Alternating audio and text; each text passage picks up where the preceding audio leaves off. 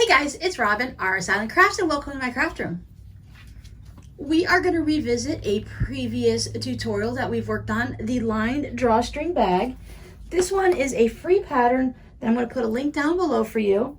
And it is the lined drawstring bag by In Color Order. It's on a blog. So there's a free version that we're going to use today, and then you can also purchase a pattern set that will give you an additional 6 sizes for a total of 7 sizes. But we're just going to go ahead and work off of the free one today. I'm going to put a link up in the iCard for a few things for you today. I'm going to go ahead and put up a link to the one where we went through this pattern and stitched it together. And I'm also going to put a link up there for how to make a crumb block. I did a series about making crumb blocks and stuff like that, but I had a request to show how you can make this drawstring bag but using a crumb block instead. So what I'm going to do is I'm going to replace this portion down here with crumb blocks on both sides. You can do one or the other or both, as I'm going to do.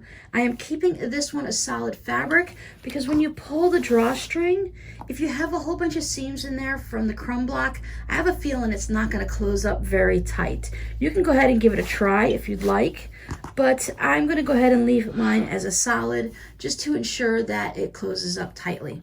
I'm also going to leave my lining as a solid for the same reason, because your lining is this entire piece all the way down.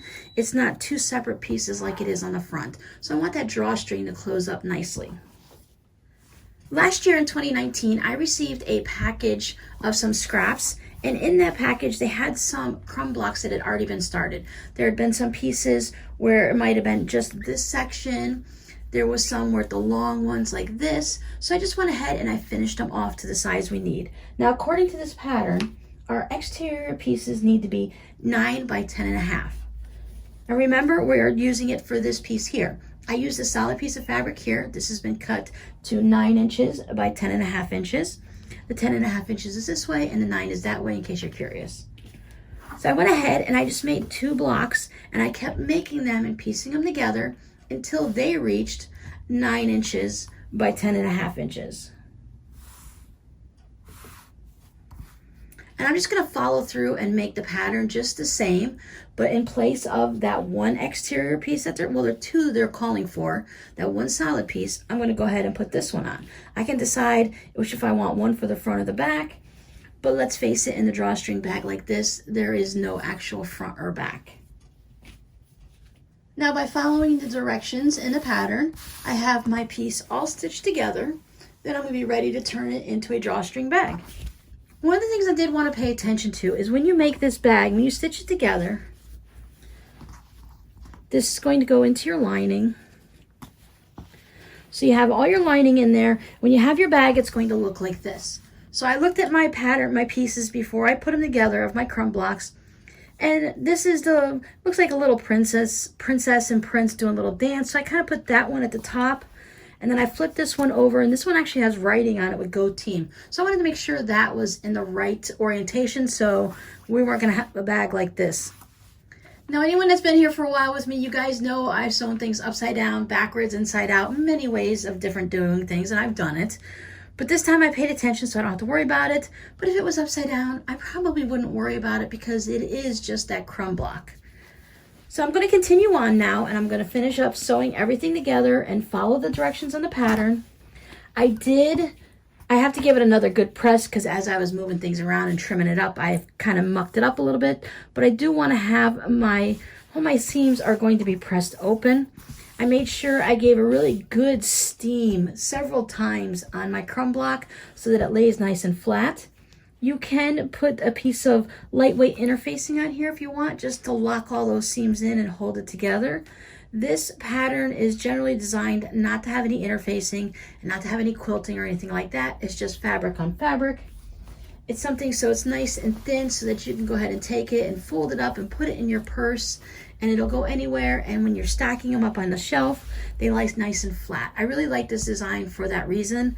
I like that it's nice and lightweight and it's not anything stiff. I can open it up and use it like this so it does sit up nicely when I'm using it for a knitting project or something. But because of all the seams in this crumb block, when I get this together, I'll show you, but this should sit up pretty well all on its own because of all the extra it's almost like having an interfacing on there. All these seams are going to give it that extra structure, because it's basically, you know, you've got 3 layers of fabric here where the seams were pushed over and everything. So I'm going to go ahead and hit this one more time with the iron and get this all steamed open so they stay open. And then I'm going to stitch it together. So I want to make sure you can see that we easily just replaced each of these pieces together. You could make one full piece if you wanted and not have that seam down here. You could add anything you want on here. You can change this into a quilting block. You can put it in just going like this, so you can have your fabric going like this. You can use some type of a string block on a diagonal. You can do anything with it. Just because a pattern shows you that it is a solid piece of fabric, that's just a basic, quick and easy guideline to make it the way they made it. If you stick with the same dimensions, you'll get the same piece that they do, but you can do anything you want here. You can have some type of embroidery somewhere. I mean, you're going to lose it up here, but you can do an embroidered piece. You could put an angel on here. You can do applique. It's really just swapping it out piece for piece. These pieces were cut the same size as the pattern called for this one. So I'm going to end up with the same bag. It's just going to look a little crummy. So let me get this stitched together and turned into a bag, and I'll show you what it looks like. And this is what our Crumb drawstring bag looks like. It's basically the same thing. You just have used your scraps up and turned this into a crumb block. Now I haven't yet sewn on my lining because I wanted to show you something here.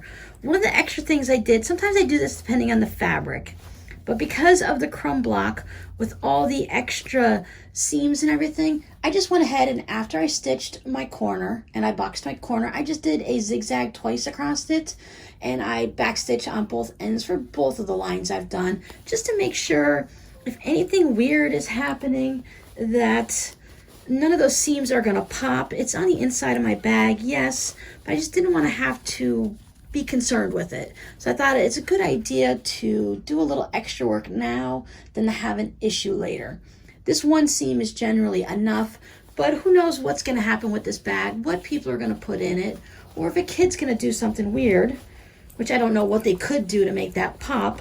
But since it is on the outside, I just didn't want to have to worry about the integrity of those boxed corners. And since I used for my band across the top, I just stuck with one fabric. When I go ahead and do that, my drawstring works good. It does stand up reasonably well. It does scrunch a little bit, but once you put a project in it or something, I use my drawstrings as a handle. So when I take this out and I take my knitting somewhere, I just carry it like this. That way I don't have to have anything extra hanging off the side. Keep an eye on any of the loose threads that you might have popping out of your crumb blocks. So whether you stick with what is traditional and use one piece of fabric, or you go ahead and piece it together and use your scraps, I hope you go ahead and try out some of these drawstring bags. This one I will be listing in the shop, so if you're interested in it, you'll be able to find it there. My Artfire shop is listed down below. So thanks for hanging out with me today. And don't forget, create with Scraptitude. And I'll see you guys later. Bye.